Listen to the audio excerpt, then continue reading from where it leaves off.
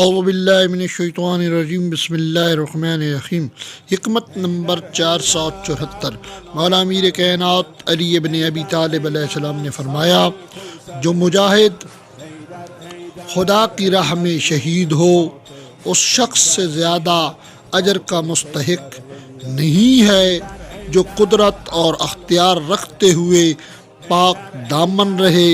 لیکن بعید ہے کہ پاک دامن فرشتوں میں ایک فرشتہ ہو جائے۔ بعید سے مراد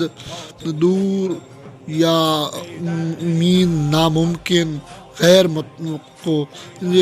متوقع نہیں ہے کہ وہ ایک پاک دامن فرشتوں میں شامل ہو جائے۔ مطلب یہ ہے کہ آسان لفظوں میں کہ جو مجاہد اللہ کی راہ میں شہید ہو جائے اس شخص سے زیادہ اجر کا مستحق نہیں ہے جو قدرت اور اختیار رکھتے ہوئے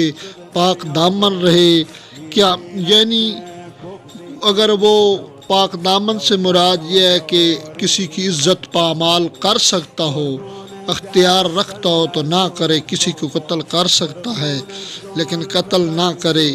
کسی کے گھر پر قبضہ کر سکتا ہو اس کے گھر پر قبضہ نہ کرے، کسی کی فصلیں وغیرہ جلا سکتا ہو، کسی کا گھر اجاڑ سکتا ہو وہ نہ اجاڑے، تو ایسا شخص جو اختیار رکھتے ہوئے، قدرت رکھتے ہوئے اپنے آپ کو ان برائیوں سے پاک دامن رکھتے تو وہ اس کا اجر و ثواب ایک مجاہد شہید سے زیادہ ہے،